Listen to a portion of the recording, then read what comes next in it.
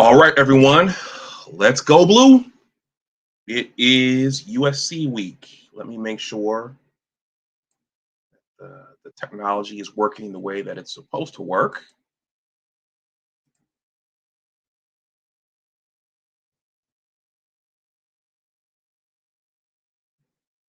All right, it is.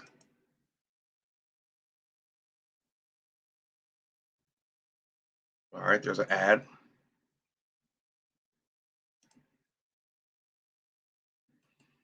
And there's me. All right, this is USC week. The Wolverines are going out to Southern California to play the USC Trojans. Hopefully, they're leaving tomorrow. I think one of the things Penn State taught, I don't know if they just practiced it, but the earlier your team goes out to the West Coast and gets acclimated, the better. So if some of the guys roll through, we'll talk about it. We're going to talk about, somebody's going to talk about this matchup this Saturday at the LA Memorial Stadium, the Michigan Wolverines versus the University of Southern California Trojans. Let's go blue.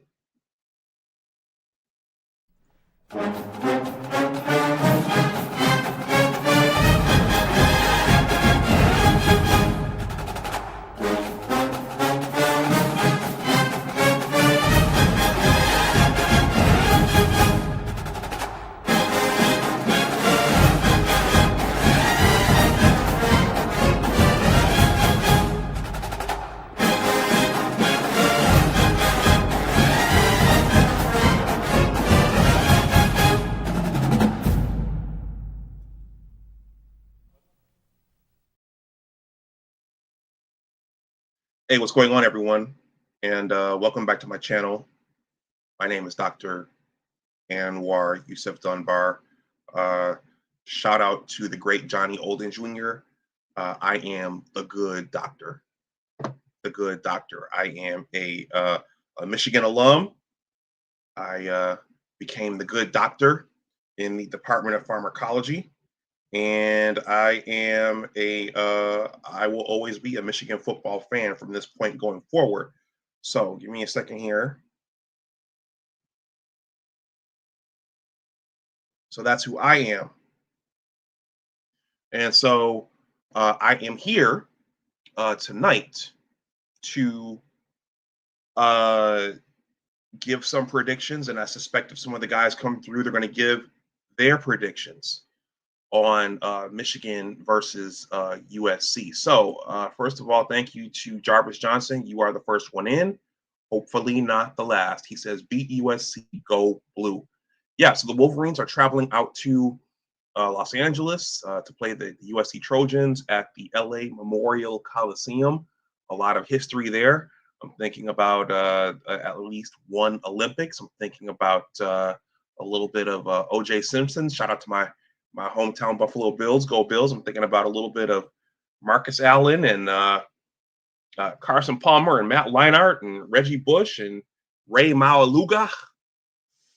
And what was the kid's name? Reggie Bush and the other guy.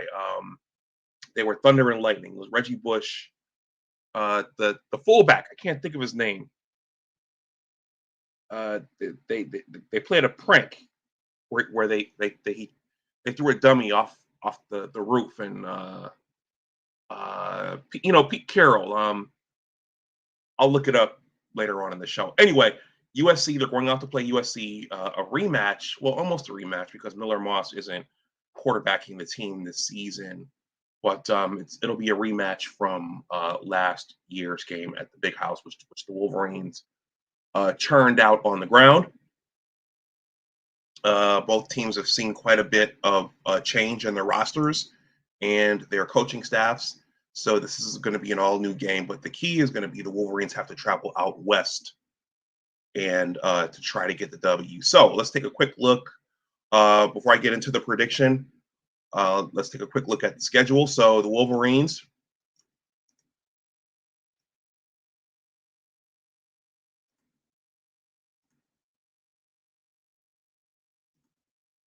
Yeah.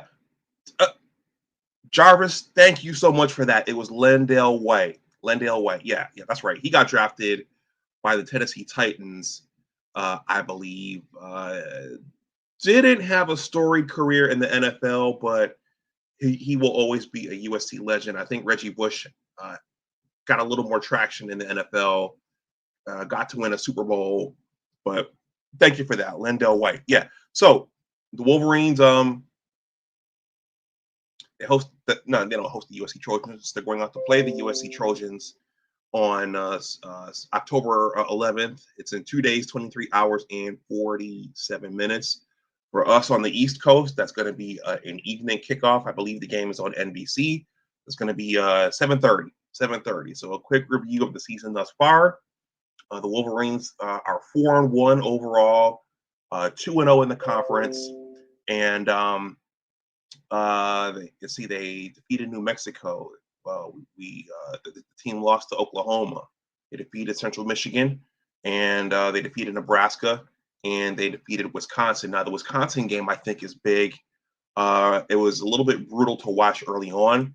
There were mistakes throughout, but I think the Wolverines might have found something, and I think all of us are crossing our fingers and hoping that they have in fact found a downfield passing game with Donovan McCulley and Andrew Marsh. And Samaj is going to run his reverses and his jet sweeps and his bubble screens and those things. But Donovan McCulley and Andrew Marsh, and if you could put a wide receiver in there, you have something downfield now. My hope going into that Wisconsin game was, hey, throw McCulley jump balls. In that second half, when the run game was stagnated, Bryce Underwood did just that. He threw a jump ball to Donovan McCulley, and then Donovan McCulley scored on the next play, and that loosened up that Wisconsin defense, and Michigan rolled from that point on and never looked back. So the question is, what's going to happen going forward from this season? Because it's usually October. It's usually October where the teams start separating themselves. Okay, and you start to see who's going to contend for the conference championships, and you start to see who's going to settle into that top 12. Okay, Michigan started around number 12, and they fell out. They didn't fall out. They came close to falling out. Shout out to Penn State and Texas, but they dropped down into the 20s. Okay, following that loss to Oklahoma. My unit's doing something here. Okay.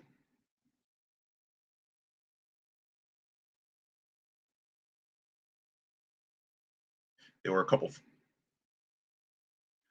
of freezes there. Hopefully the software is catching up. They fell down in the top 25, almost out of it. Shout out to Penn State and Texas. And then gradually they've been working their way back up the top 25, to AP top 25. Not the college football rankings at this time. But right now the Wolverines they have worked their way back up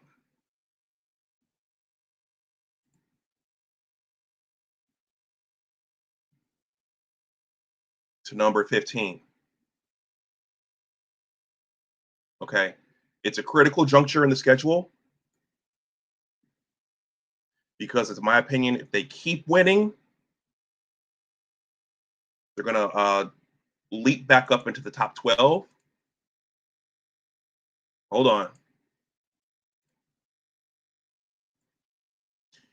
If they keep winning, they will ascend back into the top 12.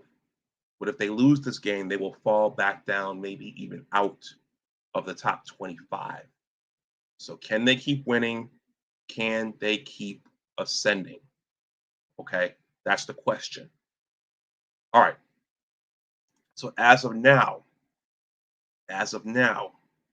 Michigan is picked. I'm not going to read this. I'm just going to flash it because you guys don't want to sit and listen to me read. Right now, Michigan is picked to lose out in Southern California by a field goal. When I was looking at this prediction, I was thinking, okay, most of the predictions have been spot on up to this point. Michigan was picked to defeat Nebraska by 3 points. It should have been more, but the Wolverines ended up beating them by 3 points, and all the other predictions have been pretty close. For this one, Michigan is predicted to win. I'm sorry, Michigan is predicted to lose by 3 points. Let's see. They have to make the trip out to the West Coast. It's going to be in front of a raucous USC Trojans crowd, and it'll be a hostile environment. So can Bryce Underwood, can he be accurate on the road? Can they do it on the road this time against a stronger opponent than Nebraska? So anyway, Nebraska, I'm getting my teams mixed up. USC is picked to win this game by a field goal. So this is projected to be a close game. Now I think what will help, I mentioned the wide receiver core, and they've received a lot of attention up to this point. In addition to establishing those downfield targets, I think another key is going to be the short and intermediate routes. So I'm thinking about Marlon Klein. Can they get Marlon Klein more involved in the offense? Can they get because if you get the deep throws down and you get the mid-range, short over the middle, center of the field, if you can get those throws down, and you can get the running game going with Justice Haynes and Jordan Marshall, then you have a pretty dangerous team. And then it's just getting everything you can get out of the offensive line. Okay, so that's the prediction. That's the top 25. That's the current Michigan schedule. I'm going to pin this link to the chat here in case one of the other guys comes through. If not, I'll wrap the stream up, have some dinner, and get ready to go back to battle tomorrow. Let me pin this to the chat.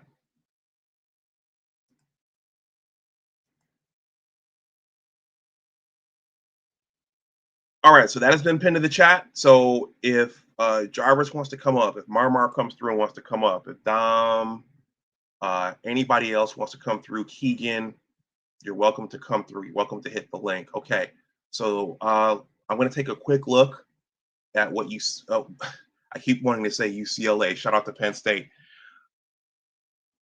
I'm going to take a quick look at some of the key stats from Illinois' USC's loss to Illinois. I watched that game that was on the Michigan bye week. Then Kinetic. Whoa. Is this the Kinetic? Has the Kinetic graced my channel? I think it probably is. Salute to Kinetic. Kinetic, I've pinned the StreamYard link to the top of the chat there. If you want to come up and say a few words, you are a very distinguished coverer of Michigan football. So I will, if you want to come up, I will pass you the mic and you can let us know what you think about this whole thing. Okay, so Illinois versus USC, that was a good game. USC left too much time on the clock. That's why they lost that game. They battled back. The game was there for the taking, but they left too much time on the clock there. Okay, I think this is a different Kinetic. I'm thinking about Kinetic, who goes on with Ronan. Okay, he says, I don't know about the Kinetic. I'm just a guy, but what are we talking? Oh, I'm just giving some prediction on Saturday's game. Okay, so we're taking a look at USC right now. So their last game was against the Illinois Fighting Illini in Champaign. Okay, SoCal lost that game 34-32. Once again, they were down early, but they battled back.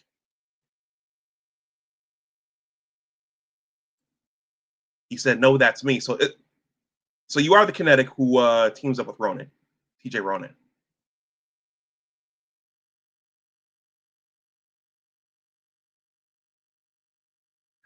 Dom is here. All right.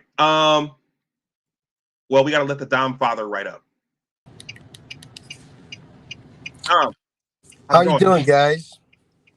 Can you hear me? Yeah, I can hear you. I'm driving, Doc. I just tuned in. I don't want to disrupt, so I'm not up to speed with where you are in the show, sir. Okay, look, I was just going over going over the stats from the USC Illinois game, and I was keeping the seat warm for any of you guys who came through. But what say you? What say you on the game? What say you on the season thus far? Are you still unhappy with Chip Lindsey, or where do you stand right now? There's been a lot of conversation the past couple weeks, and it comes down to the offensive line play, which is still pathetic. And I think losing Babaloa was a big loss. I think the young man's intellect, direct admission into the Ross School of Business at University of Michigan, certainly not a slouch. I think they were depending on him to kind of be the glue and maybe, put him in at a right tackle, move someone over to a guard. But they lost that capacity when he got hurt. And pardon me, Doc, I'm driving if I drop you. But a lot of plays, a lot of yards in offensive production, running and passing. However, what's failed to be noted, we've had a lot of big plays, Doc. A lot of big plays. And that you live by the sword and you die by the sword, sir. And I think that's a concern. And Chip Lindsey, he designs good plays. He really does. He comes up with some innovative stuff, but he's kind of going through Rich Rodriguez syndrome. When Rich came to Michigan and he had Lloyd's players, and instead of crafting an offense that would accommodate Lloyd's players, he tried to get those guys who weren't suited to his spread offense to run the spread offense. And as a result, Rich Rodriguez holds the worst record in 146 years of Michigan football. Congratulations, Rich. In my opinion, I think Chip Lindsey's following the same suit. And Bryce could perform that offensive game plan. We have the running backs to support that. However, the offensive line does not have the mental or physical capacity to make the switch on and off from run, pass, run, pass, run, pass. They're just not mentally, physically, and fundamentally sound enough for that.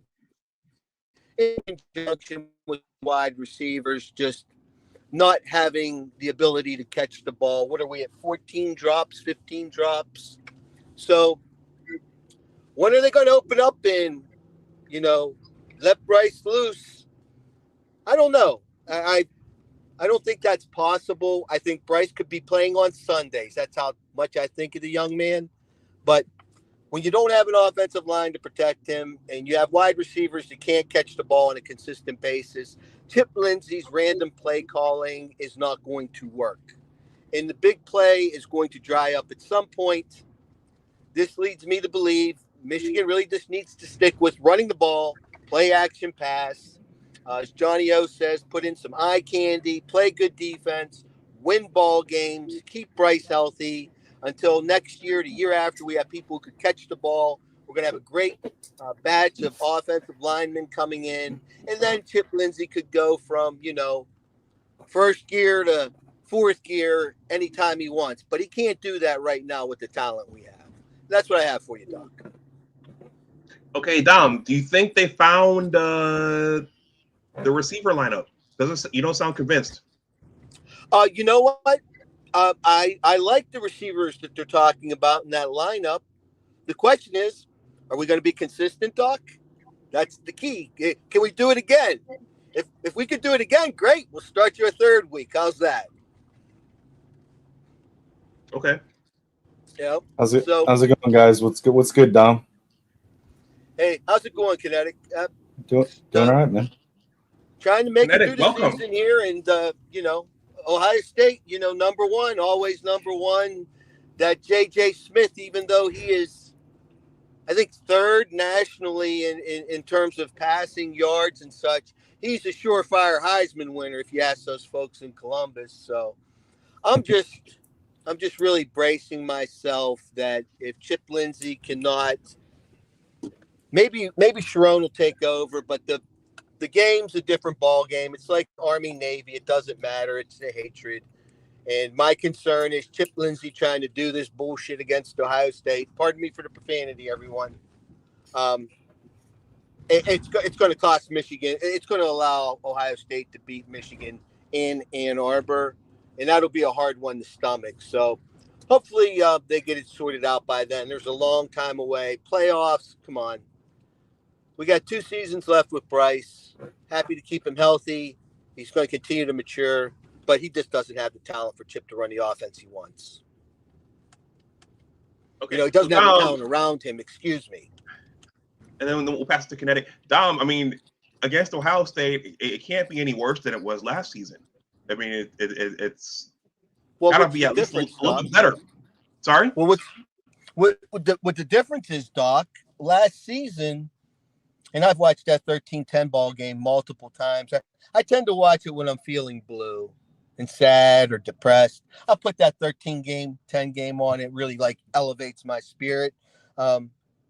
It's a different game. And if he's going to try these bubble screens and stuff, that's going to play right into State's. Well, if rewatching the 13-10 game helps get your spirits up, then you should be pretty enthused to hear that the Buckeye killer himself, Davis Warren, is back throwing the ball in practice and could be active soon. You know what? All I care about is Ohio State, Connecticut. National title, not a national title team. Okay. So, I mean, Bryce, he's had the cameras on him since he came out of his mother's womb. It's not a big deal to him, So does the playoffs really, really matter if we make it to the playoffs this year? Seriously. Yes. Does it really matter? I don't know if they matter. I mean, I think it'd be nice to get in and it'd be icing on the cake, but for me, I just want to see us trending up in the right way. I want to see proof of concept for the offense that they want to run so that we can attract the people to what you were saying so that he can run the offense he wants to run. There's a little bit of the need of proof of concept. If we're not willing to overpay for receivers, then we got to show them that how they're going to be showcased and what we're trying to do. And I think that's kind of like the balance that we're trying to strike right now with what are we effective at right now and where are we trying to go. So, but yeah, what's up, Marmar? It's been a while, man. You doing all right? Yeah, hold on. Let me. Y'all doing? Good. How are you? Good to see you, man. Can you hear me? Yeah, I I'm can hear you. good. So what I do my homework now. So what I'm hearing is that it's a lot of hurt people on that defensive side and some people on that offensive line. And a lot of them are not picking USC because it's a lot of unknowns what's coming onto the field.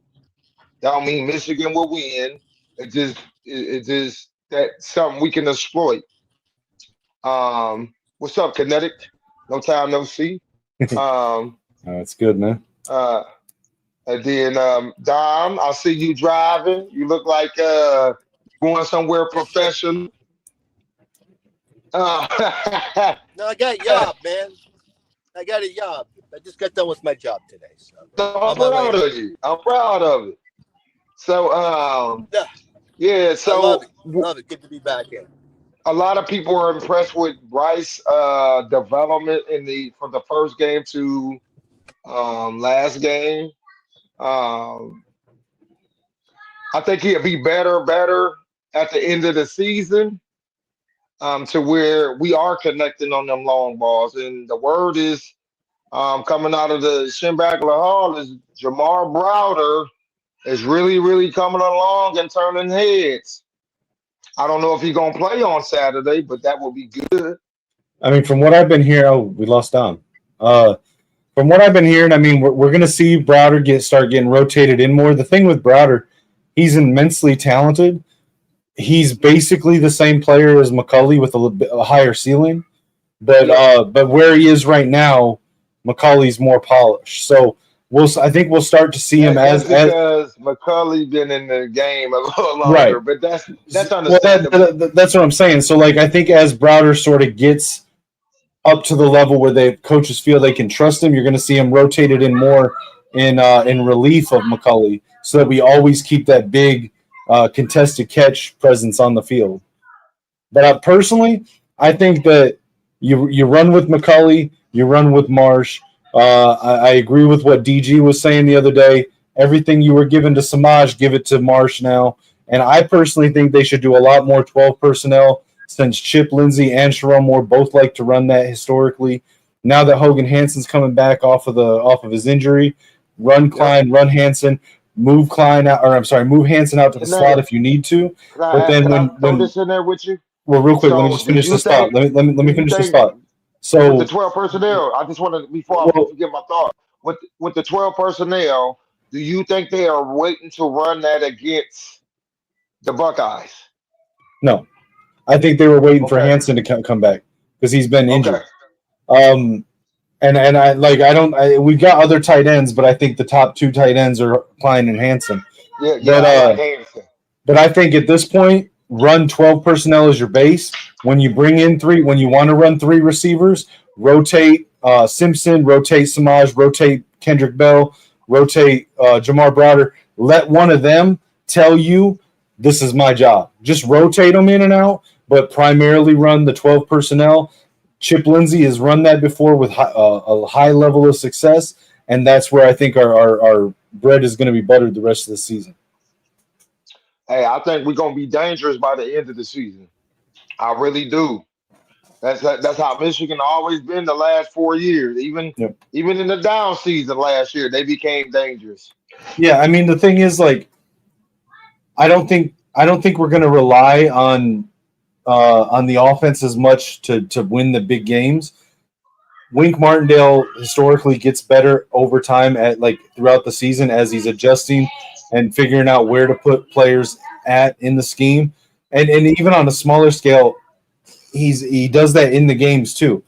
The defense always starts out slow where it's kind of like a boxer, like feeling out his opponent, seeing what he's doing. And then as the match goes on, as the game goes on, you start seeing Wink adapt and start counter punching and start going for the weaknesses that he's seeing. He does that on a macro scale as well over the course of the season. So we're going to see the defense ramp up. We're going to see the offense get their feet under them. A lot of the young guys that are contributing, like Marsh, Browder coming up, they're going to start figuring out where they fit in and getting used to the speed of the game, especially with Bryce. And I think by the end of the season, it's going to be a lot like last year, just with a more high-powered offense. We're going to have we're going to be leaning on the defense, leaning on the run game, but we're going to have that threat at quarterback now and at receiver as they sort of solidify into their roles. But what is going on with Samaj, man? Like, I don't want to hate on Samaj. I like Samaj, but it's this point I'm like, where does he even fit in? Because at this point, everything he can do, Marsh can do, and Marsh isn't dropping the balls. True. I think they just, Shamaz Morgan and Bryce got that connection from the 7-on-7s when they played back in the Detroit area, doing them 7-on-7s around the circuit. So I think that's why you see what you see with that. That's it. And I think they honor that. And they're not gonna listen to us, but we know that if you I think Simpson is better than Samaj. That's just my opinion. I think Simpson is a faster Samaj Morgan and can hit the hole. But we haven't even really seen Simpson out there yet. Yeah, because they honoring the relationship between Bryce. Because think about this. Who do you think they're gonna listen to? Bryce? But then what was the point of bringing Simpson in? He's a senior. We've only got him for 1 year. What was the point of bringing him in if we're not going to use him? Hey, they done brought in a lot of people when they used them. Think about that, Kinetic. It's a lot of people that that one offensive lineman from Ferris State ain't even played yet. Hattar's been in on rotation. He just hasn't gotten heavy play. Okay. I'm pretty sure I've seen him in it here and there. Yeah. But yeah, man, like I like what Kinetic said. I think we're gonna get better. I think that's how it always been. JJ, so the thing I see people complaining about is, oh, the offense doing this and that. But hey, listen, didn't Harbaugh with JJ McCarthy do this at times in the beginning of the season where we weren't blowing out teams? We wasn't doing that. Well, and I mean, we've always used the first like 3 to 5 games sort of as a, like JJ's talked about this. He was testing things out, like that Bowling, or that was it Bowling Green that we played? Yeah, Bowling Green. I was at that game. He threw 3 picks. So it's like he was testing to see what the limits of the offense were because it was a game that they knew they could stay ahead in. That's what they always do early in the season. Just like with the Wisconsin game, people was tripping, and I'm like, bruh, they already had it established on beating these guys. It was already established coming out of that locker room. We could beat these guys. They didn't expect them to go down the field and score on them, but they didn't show that either. They didn't show that on tape. So, well, September and early October is when you want to test things out, when you want to push boundaries and figure out where you're going to settle into. So, Thank you, Kinetic. As far as the USC game, since that was the original topic. Let me ask you a question about that before you go. So we had Mullins and Orgy as a quarterback in last year in this game and somehow pulled out the victory. But we have twice as better quarterback and way better running back. I love Mullins. Mullins put the team on his back last year. We got to give him credit for that.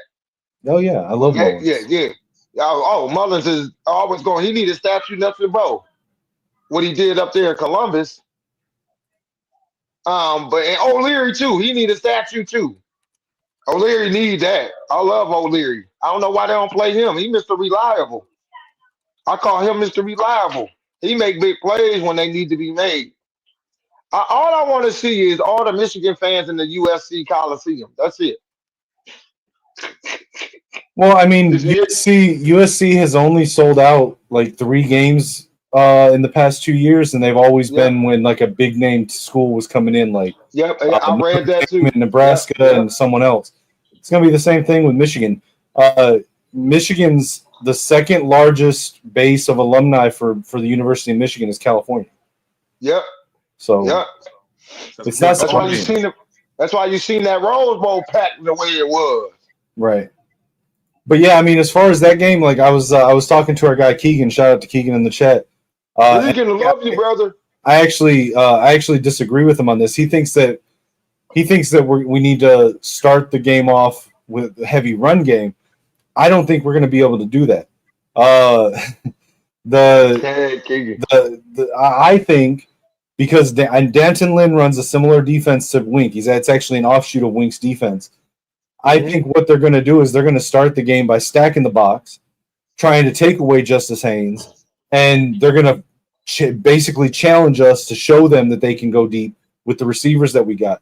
I think what we got to do is we got to come out with a little bit of misdirection. We got to hit some kind of big pass plays on the first drive, or some improv Bryce runs, not design QB runs, but he's got to show that he has that ability to sort of open it up and make them back out of the box a little bit. So I think what they need to do actually is do a heavier rotation with Jordan Marshall early in the game to try to soften up their defensive line while trying to open up the box, and then start running Haynes more as the game goes on to try to get those home run plays once we've tired out their defense a little bit and hopefully soften that box. That's personally my opinion of how the game needs to go, but we'll see on Saturday. Hey, Amward, I'm setting up something big. So stay tuned. My cousins, like my real cousin, he do movies in Detroit, do the Detroit movie circuit, and his sons, and then my other little cousin, and then my other big cousin, they all in the circle of Bryce, so they all know him. So um, I will be setting up something here soon. I'm just waiting on the reply. We can get Bryce on the show or something. That'd be Okay. awesome. Yeah. Okay. I say I would see some jump off to McCulley. Throw it up. Let him go climb that ladder and go up and get it.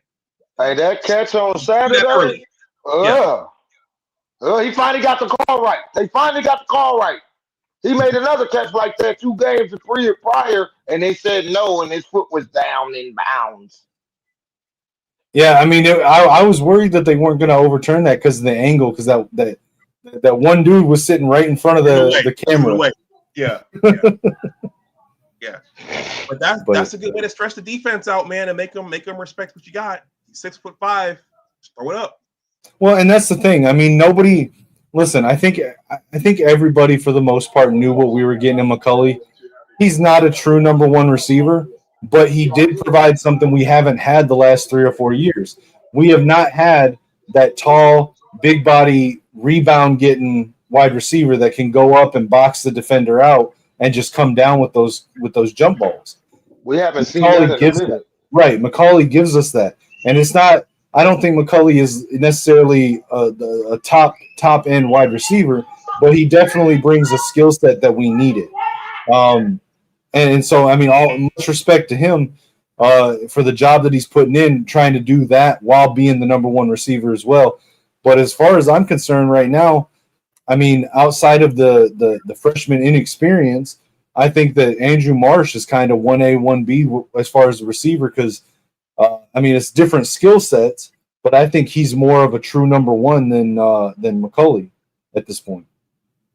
I think McCulley just has the experience, the wisdom, the ability to sort of see the field a little bit better at this point than Marsh. Yeah. Okay. Kinetic, do you want to say something about your GoFundMe? Oh yeah, so I just appreciate you letting me put that in the link in the chat. So many people that follow the channels know I've had the GoFundMe up for a little under a year now. I'm just asking people to take a look at it. If you're able to help out, any amount, even a dollar or two helps out. I don't want to ask anybody to donate anything that they can't afford to. Everybody's dealing with their own stuff, but even just sharing it out on social media, because it only takes the one right person to see it, to be generous and give to it. But I'm happy to answer any questions anyone wants to. You can find me on social media everywhere at Kinetic615. I try to be super transparent about it, to try to summarize it.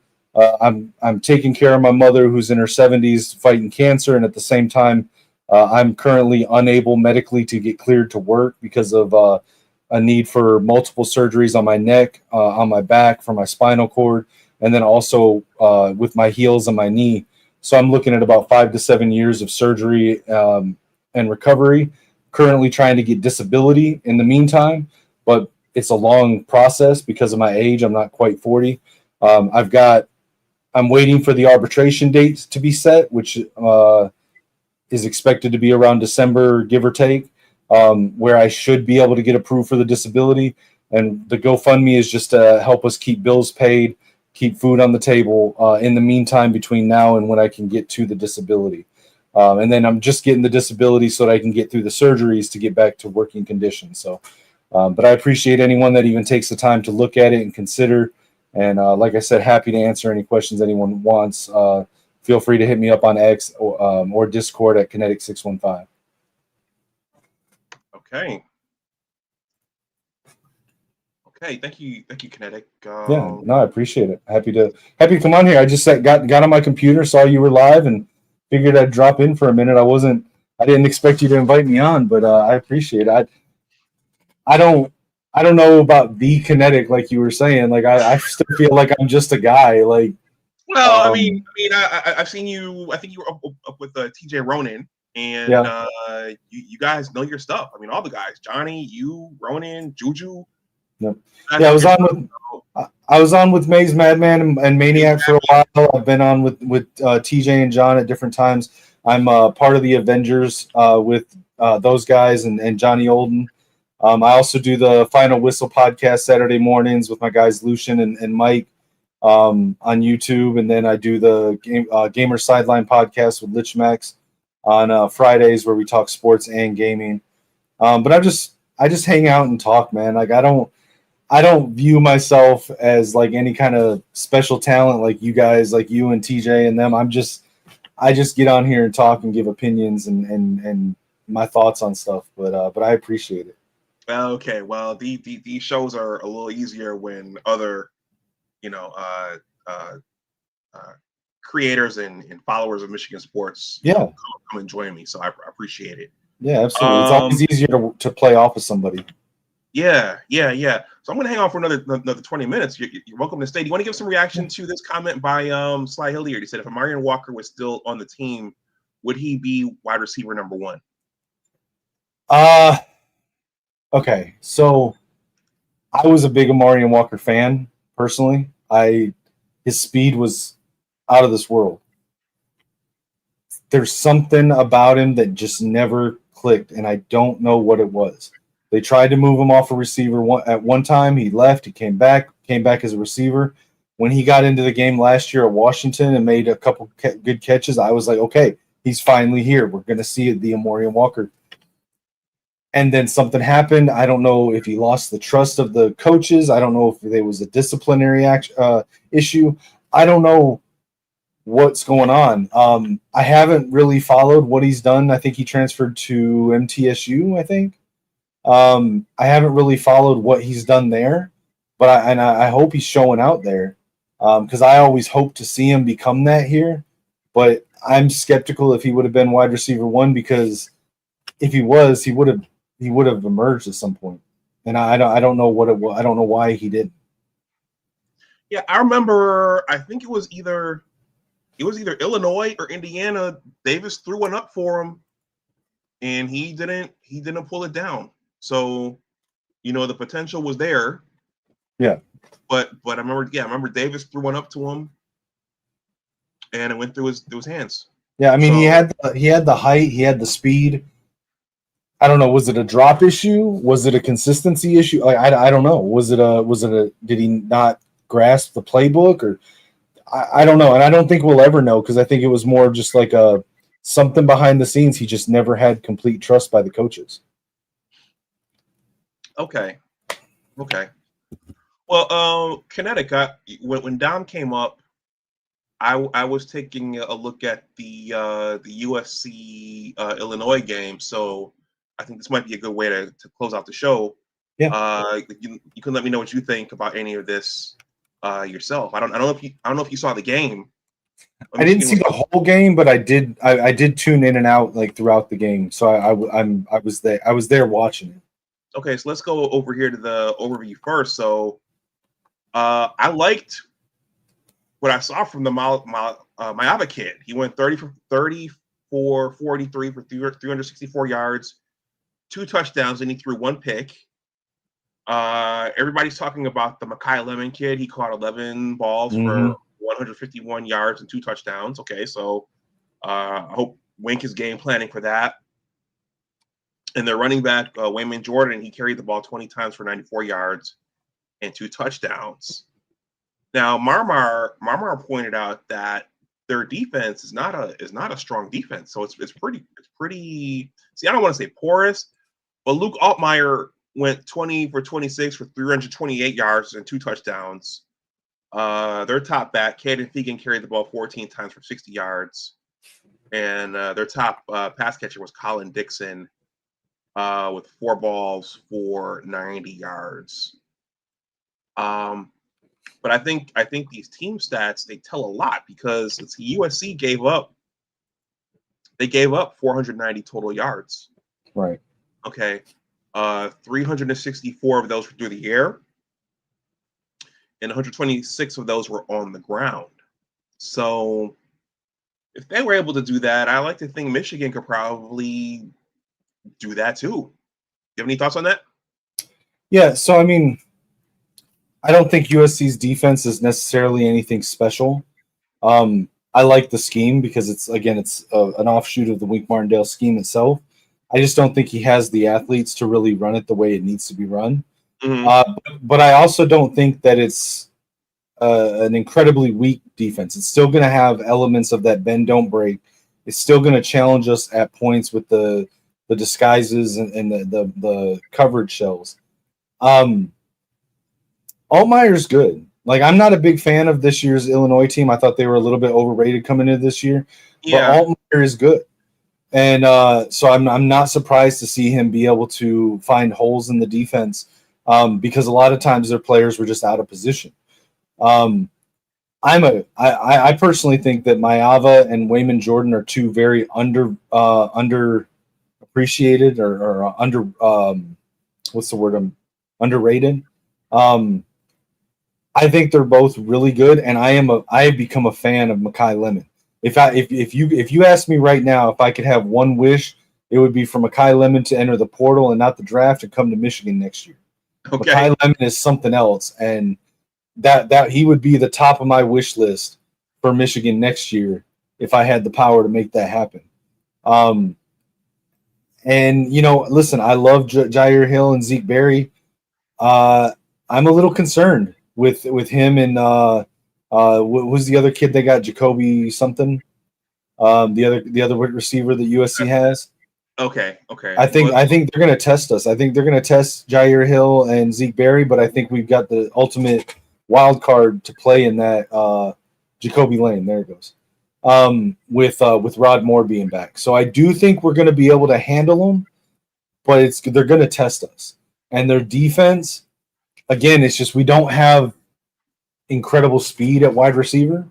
So they're going to be able to cover in a lot of cases. So we're going to have to throw up the jump balls to McCulley. We're going to have Marsh get some separation, make some good cuts and get separation to be able to lean into the pass game. That's why I'm saying I think it's going to come down to a lot of Bryce being able to improvise, run when needed, and open up the box for Justice Haynes.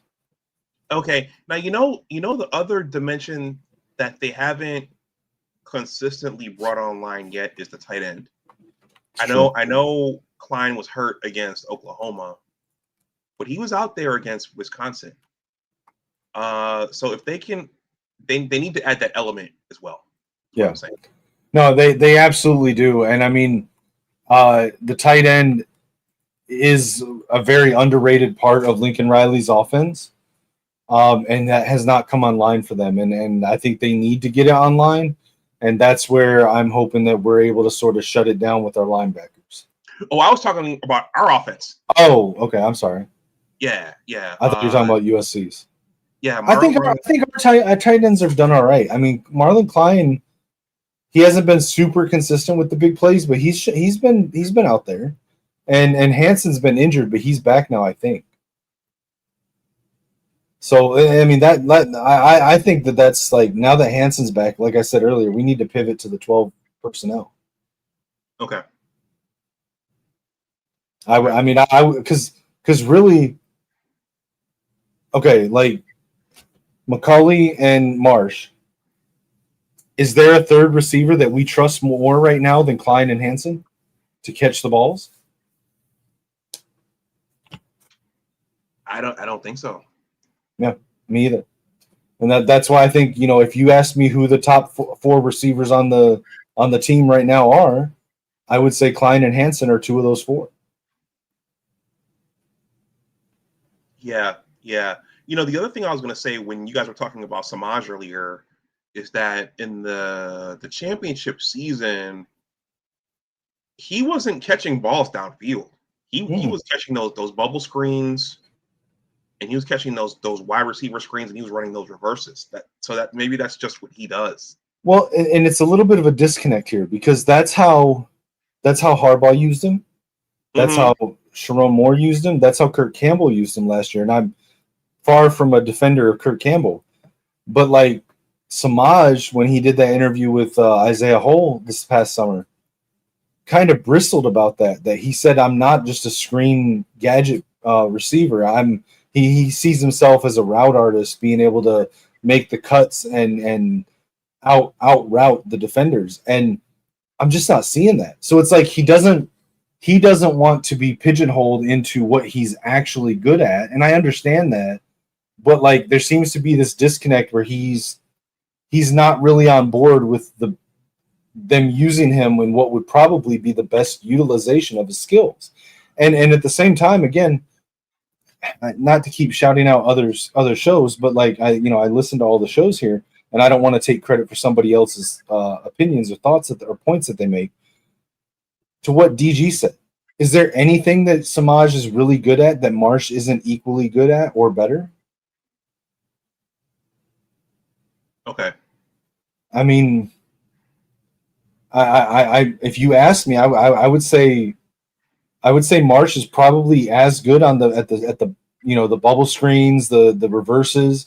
He's probably every bit as good as Samaj is right now. So, I mean, obviously you can't play Marsh every single snap, but if you have the choice of the two, I feel like Marsh is the go-to now. Mm-hmm. Just because like, and again, this is something else that I was talking to Keegan about. It's hard to use Samaj even just as a gadget guy, because to this point, if you're a defender, to this point, you've seen that he can't catch consistently. He's not a deep threat. So all he's really good at are those gadget plays. So let's assume for a second that he buys in and says, "Okay, use me in the gadget plays." If you're a defender and you see that they bring Samaj in, I mean, you can pretty much key in on the fact it's going to be some kind of gadget bubble screen reverse with Samaj. Because why would you bring him in if you're not going to him? Because he's not a great blocker. So if you bring him in as a decoy, you're almost playing 9 on 11 when you're not counting the quarterback either. You're almost playing 9 on 11. So if he's in there, you only bring him in when you're going to go to him. And so then it's like, if you're a defender, okay, Samaj is in, get ready for a reverse, get ready to jump a bubble screen. Like, I just don't see how he fits into the offense right now. Like, the only way that, in my opinion, that we could consistently run Samaj is if we had two gadget guys, where we could bring him, and I know he's injured right now, but like, say we brought in Micah Kapana, who's good on screens and scat back stuff. Then if you bring them both in, then they can say, okay, it's probably a gadget, but we don't know where they're going, right? Mm-hmm. So like, but if it's just Samaj, if you only bring him in for gadget stuff, the defense is going to sniff that out. And hey, to Tice's point, listen, I hope I'm wrong. And if I'm wrong and Samaj comes out and balls out the next game or comes out the rest of the season, I'll come on the show and I'll apologize openly, like, my bad. But to this point, what we've seen, there's a disconnect. I want him to succeed. I like Samaj. Yeah.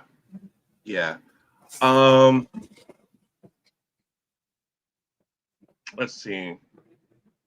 You know what, Kinetic? I misspoke. I read off Southern Cal's stats.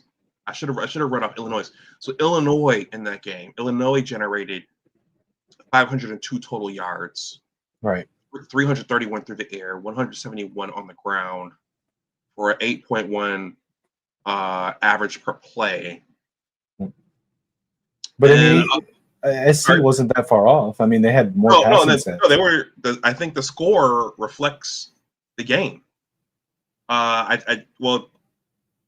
They left too much time on the clock for Illinois at the end, but they did dig themselves out of a hole in the beginning. But I think this shows that if Michigan is smart with an offense, shout out to Dom, then they should be able to move the ball on this defense. So then it's we just got to be able. We got to try to shut down their passing attack, and that's going to be very hard. Yeah. So I think one of the points I was going to conclude with is Wink is going to have to call a good game with this quarterback, and be careful about all the blitzing, because this myopic kid will find that those open areas, if Wink gets a little too blitz happy, hopefully he doesn't call the zero. See, I'm of a different mind with that. But listen, I'm a little bit biased because way before Michigan ever ran the scheme, and I'm not a Ravens fan, but I've said this before on the shows. I used to absolutely love watching that early 2010s Ravens defense with Ray Lewis and Terrell Suggs and Terrence Cody and Ed Reed. That when the amoeba defense really kind of came into the national spotlight. I absolutely love that defense. And the zero blitzing, like sometimes it works. And when it works, it's a great play. Sometimes it doesn't work. But I think what a lot of people lose sight of is sometimes it's not about it working.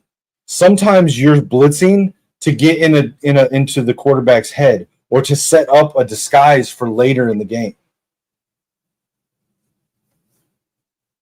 Okay. All right. Sly Hilliard says, well, hold on. Let me read this one from Tice. He says, without Morgan, we don't win the Nebraska game. 100%. Okay. That's a pretty hot take right there. Sly Hilliard says, and whenever we run those wide receiver screens, we never have the numbers advantage. Meanwhile, it seems like every time other schools run it on us, we never have enough people to stop it. Yep. And then J.R. Morris says, one thing that upsets me with Samaj is punt returns. He needs to field as many as he can and not let them bounce. But I truly believe that's a coaching issue.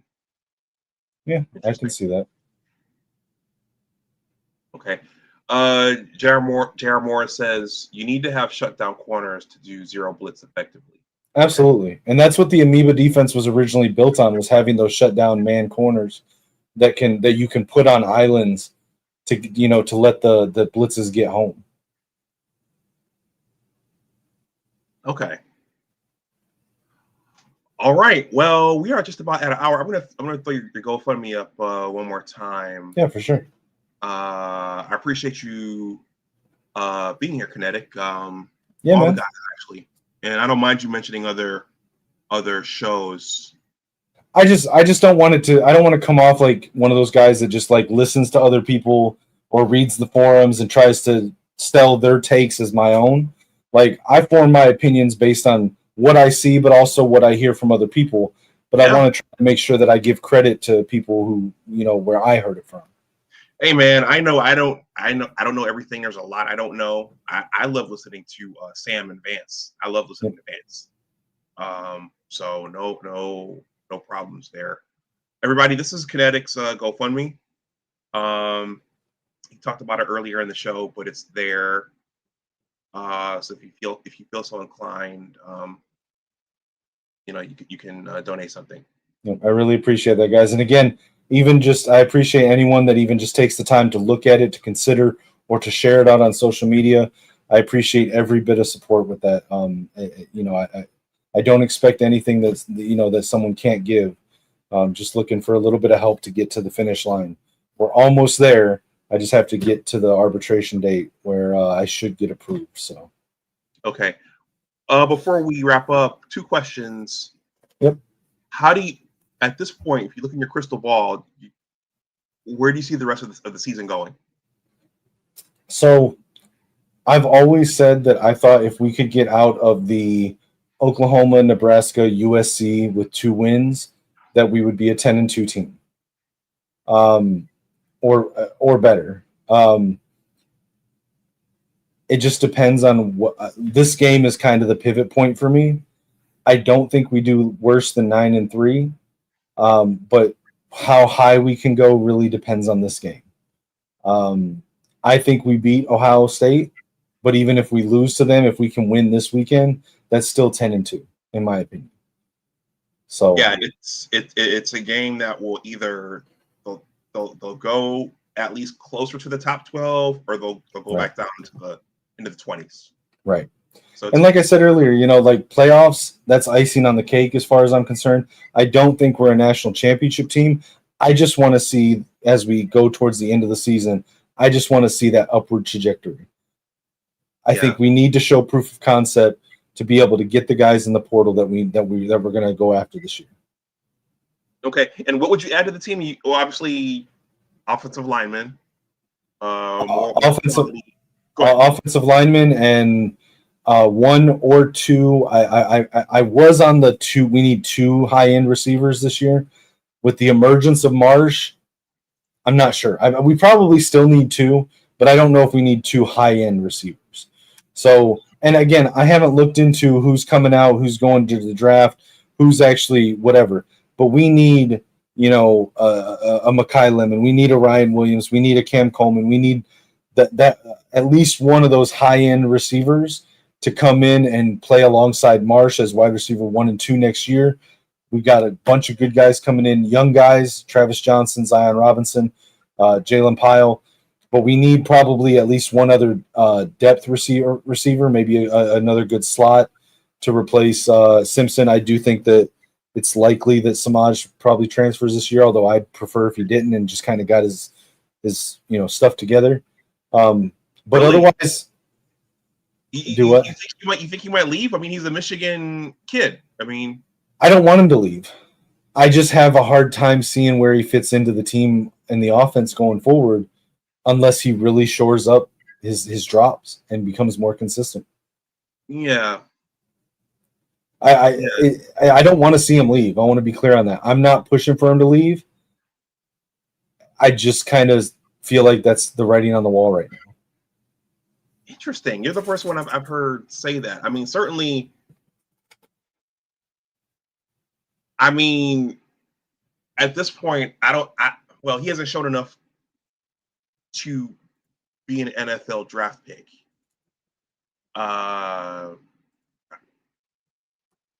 I guess his biggest contribution will be on special teams, but I mean, I never thought about him leaving, the University of Michigan. So I don't want him to leave. I want to be very clear on that. I don't want Samaj to leave. But it's hard for me to see with the way Marsh has surpassed him on the depth chart. Yeah. With us likely targeting at least one high end receiver next year. Yeah. And with the emergence of Jamar Browder, with us bringing in Zion Robinson and Travis Johnson and Jalen Pyle, I just have a hard time. If I were Samaj going into my senior year, and I may or may not get this last chance to be able to showcase my skills, I part of me wonders if he wouldn't be better off going to a smaller school and maybe being able to shine there. I don't want him to leave. If in a perfect world, he gets it together, he spends the next 3 weeks on jugs machines for 5 hours a day, and by the end of the season, he's right up there in the conversation with McCulley and Marsh as our top receiver going into next year. Him and Marsh are 1 and 2 with bringing another guy in with those three. Just based on what we've seen up to this point, that's hard for me to see happen. Okay.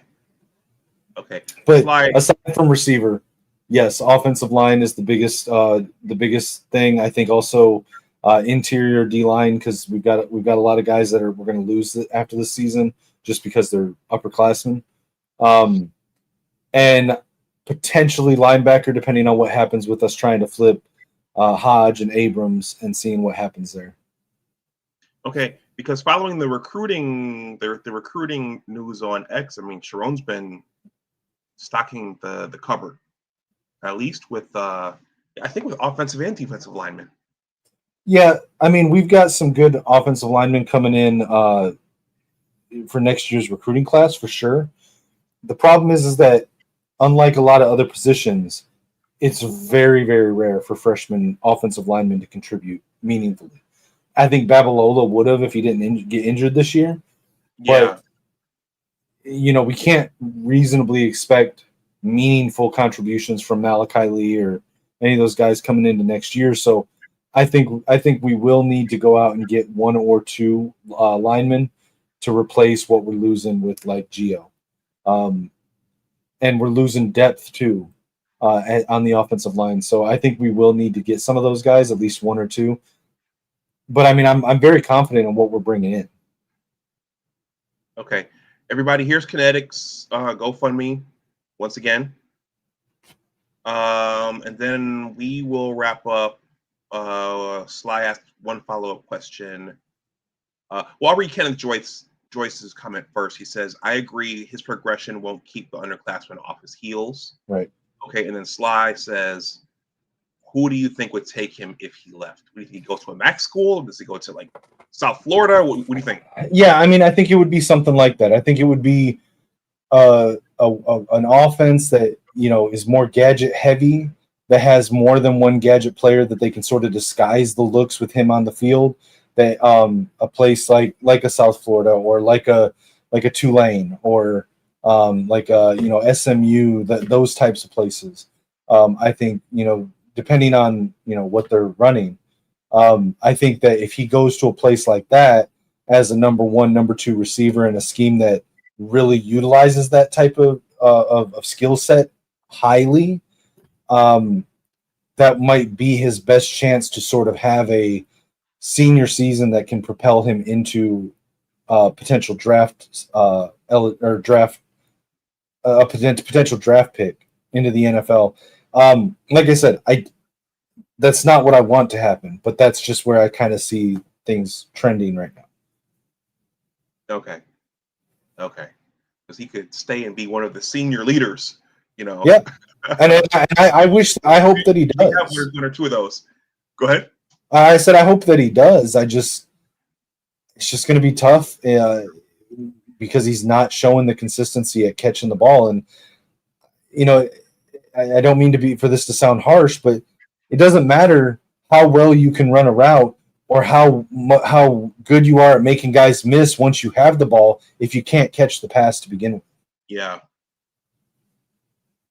Yeah, that's something Johnny was really getting on Channing Goodwin about. You can get open, but can you bring it in? Right. You pull it in.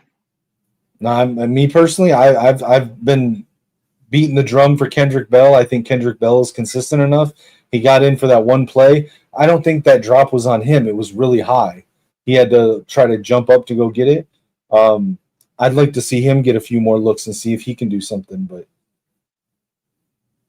like I said, I hope Samaj puts it together by the end of the season, and I will be the first person to come on here and apologize publicly to Samaj because I like Samaj.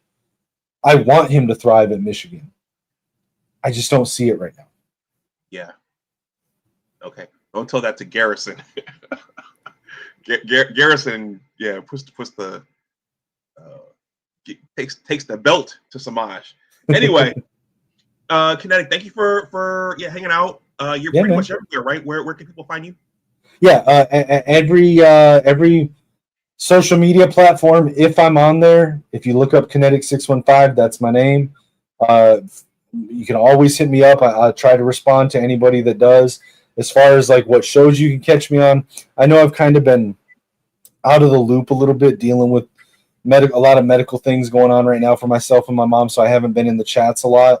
But you'll see me around. Everything's still cool with me and Maze.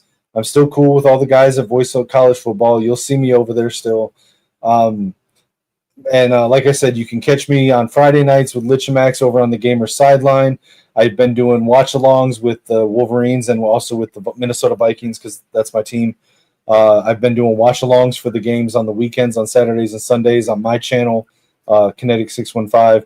And then I've also started doing the AM Scramble with Lucian and Mike over on the Final Whistle Network on YouTube. So you guys catch me there. And like I said, hit me up on social media. I'm happy to have conversations and talk anytime. And I mean, you know, anytime you need someone to come on, just want someone to play off of, shoot me a message. I'll jump on with you. Okay, I appreciate that, Kinetic. Now, before you go, since you mentioned Minnesota, I gotta ask you the question: is JJ gonna make a good pro? Is he gonna be? I think he will. I think he will. Everybody around the program there thinks so highly of him and believes that he will be. He didn't have a great start to the season, but if you really look beyond his play, our offensive line, we were without Christian Darrisaw, which is an all-pro left tackle, and we had a tackle that couldn't block. So he had a pressure rate in the first two games of 53.8%. To put that in perspective, if you go back and look at that Super Bowl when Patrick Mahomes got shut down because of how much he got pressured, he had a pressure rate of 52.2. JJ's was higher, and it was only his first and second game in the NFL. His center gets knocked out with a concussion. What's the number one thing for a young quarterback to lean on in the NFL when he's learning the system and learning like his first couple years is having a veteran center that can call out line shifts, call out coverage audibles, or not coverage audibles, but blocking audibles that can call out that stuff until the QB's experienced enough to do it himself. Ryan Kelly goes out. You already got Darisaw out. The wide receiver he has the best chemistry with, Jordan Addison, was out for the first 3 games of the season. It was just a lot of factors that just weren't on his side. And then he gets tackled with a hip drop tackle that gives him a high ankle sprain. And, but he should be coming back either at the Philadelphia Eagles game or the one after that, which I think is Baltimore. And I think he's going to be fine. He just needs to get the reps in. He needs to get time in there with his full offensive line, with his full receiving core. And I think he's going to be great. I really do. And I'm a little bit tapped into the community there around the team, and everybody there has full confidence in him. Okay, because the critics really came out after the Atlanta loss. Yeah, they were waiting for that. Yeah, they were waiting for that. If you want to get honest, JJ breakdowns, there's a guy on X. He writes for Matthew Berry's Fantasy Life. He also does a lot of podcasting. His name is Thor Nystrom. Go figure, a Vikings fan named Thor. But he follows JJ very closely, even before he was drafted by the Vikings. And he's usually got the inside track on what the team is seeing from JJ. Okay. All right. Well, Kinetic, thank you. Thank you for coming up. Yeah, man. Anytime. I appreciate it. I appreciate you having me on, and I really enjoy your videos. I don't get to catch it very often, but I always watch them on back on replay, man. I really like what you're doing here, and like I said, I'm happy to come on and help anytime you need. Okay, I'll take you up on that. Yeah, for sure, man. All right. Have a good night. Take it easy, bro. Go Blue. Go Blue. All right, everyone. Well, that was a Kinetic. And in terms of the score prediction, the score prediction doesn't always reflect what's going to happen. But right now, USC is predicted to win by a field goal. That's a home game for them. But as we discussed, there are a lot of Michigan alums and fans there in Southern California, so it could end up being a home game for us, similar to the Rose Bowl. I haven't played any drops, so I think we need to. Let's get a word from Ryan Day first. We're off to a good start there. We still got a long way to go, but we still are building, we're growing. There's still a lot of things we need to get better at, a lot of things. But I think you can see that we're targeted, we're playing with an edge, running off the football. One more, and then we'll do Brady. Then I'll give my closing spiel. And so in the off season, we've tried to really make sure that the guys are reminded of that game, that the coaches are reminded of that game, everybody in the building's reminded of that game, but also know that we have to move forward. We can't let that game beat us twice, but it's something we never want to have to go through again. And then a word from one of our coaching greats, Brady. We understand what Michigan football means and what Michigan football is. We will always be about the team at Michigan. This is never going to be about Brady Hoke. All right, everyone. Before I wrap up, Steve always says, big, show them the book. Show them the book. So, guys, I did write a sports-related book. The holiday season is coming, so I got a little bit of advertising. I did write a sports-related book, a true life story about what sports teach you about life. Coach Harbaugh shows up in here. The Fab Five show up in here. A lot of it's about learning the game of basketball in my home city of Buffalo, New York. But a lot of familiar faces show up in this book. So if you want a signed copy, I'm selling the hardcover out of this condo unit for $25, and I'm selling the paperback for $22. Just use one of those methods there in the ticker. But make sure you send me your mailing information as well. And if you guys don't want to use one of those methods and you want to go straight to my online store, this is my online store here. And those prices, these are the Amazon prices. The hardcover is $35 and the paperback is $27. But if you want a coupon code, reach out to me. I can create a coupon code for you and knock the price down. And I will drop the link here.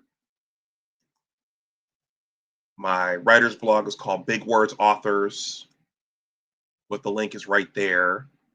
And I believe this link is also in the description box for this video.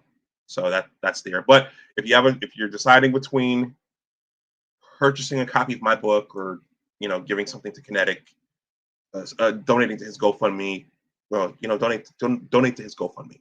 So, but I just had to advertise that. Maybe you want a stocking stuffer in a month or so, but that's that. All right, so it's going to be a night game here on the East Coast. So my plan is to give some coverage after the game. That's going to be 10 o'clock, 10:30. But it's Michigan, so we gotta get it done. So look out for that, and hopefully Coach Moore and Chip Lindsey and Wink, they're drawing up a nice, solid game plan for the USC Trojans, and hopefully the players are going to come ready to play. So if you're a part of the replay gang, thank you to all the guys who hung out in the chat. Marmar came up, Dom came up, Kinetic came up. Thank you to everybody. And if you're watching on the replay, if you're part of the replay gang, please smash that like button, and also consider subscribing to the channel if you are not subscribed. And with that, everybody, go blue. And as always, remember that your attitude determines your. Let me start over. Go blue. As always, remember that your attitude determines your altitude. It was a long day today. I've got so many of these things memorized. I've got one of Jim Harbaugh's quotes hanging up in my cubicle at work. Let me see if I can recite it for you guys. J.R. Morris says, class, man, a big discussion, 76 sports. Thank you. And he says, go blue. So let's see if I can do it for you guys in addition to my quotes. Can we be 1% better today than we were yesterday? And can we be 1% better tomorrow than we were today? There it is. That's something I live by. All right, everybody, enjoy the rest of your night. And good luck on Saturday, Wolverines. Go blue, and I will talk to you again. Go blue.